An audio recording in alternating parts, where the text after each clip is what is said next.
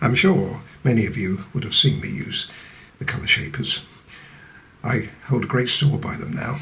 At one time I didn't use them at all, but now, over the last 3 or 4 years, they've become invaluable and I wouldn't do without them. The two categories we use, we have the ivory, which are softer. They're more flexible. And then there's the greys, which are firmer. Now, I don't like the large colour shapers because when we're using pastel pencils, generally speaking, we're using smaller areas.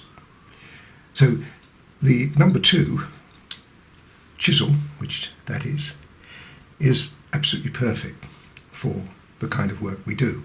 And I use this, generally speaking, I use this if I want softness, in other words, skin tones. Something like this would work very well. If I put just a little bit of this, and I'll show you what I mean. On that corner there, I want to make that just a little bit. Now, I can use the grey colour shaper, not a problem. But the ivory one really is best for this. And when you've got things like, for instance, this little face, now look how small that is. If I wanted to add a little bit of light to it, say, on the cheek, a little bit of light there, and I try to use that colour shaper, which is the right one to use for something as delicate as that, I'd have to use the corner of it and it'd be very difficult. However, by using the pointed one, you'll see how much easier that is to apply. The other area it's worth mentioning is when you've got an area like this where you want to go right up close to a subject. Let me show you what I mean. I'm going to put a little bit of pastel in there and a little bit of ivory in there, which is what this is made up of. And by using the ivory colour shaper I can get really close. I couldn't use anything else to get that close to it. Same goes for backgrounds. So the ivory colour shaper really is absolutely ideal for something delicate like I've showed you.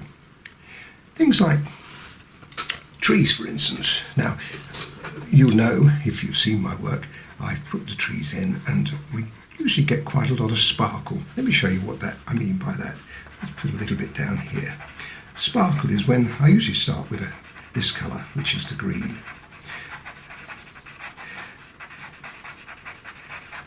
And then I put a darker green in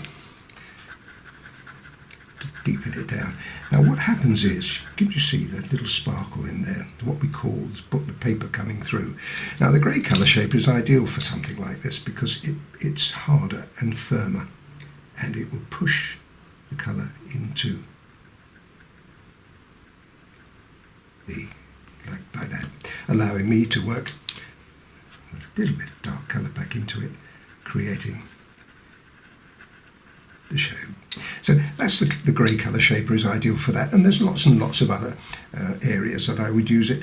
I would certainly use it probably here for the where you've got the dark in this picture. I would have used the grey colour shaper for that, because the ivory, well, however good it is, it's still a bit floppy for that. So there are times when you use that. So the last one is, what about the grey pointed colour shaper? Now this is the last one I bought. We have only had this recently, but I found this invaluable when I want the same idea. I've got something that I want to, let me show you what I mean. If I want a little bit of dark in there, like that, and I want to make it just a spot darker, like that. Now, if I try to use that, it would be very cumbersome, but the grey colour shaper is ideal. Now, you could argue and say, well, couldn't you use the ivory for that? I could do, but the grey colour shaper works on the darker colours better, so I can go really close. So there's our 4 colour shapers, invaluable, and you'll see me using them all the time in all pictures, and they're all available for sale on our website, so give them a look and certainly give them a try.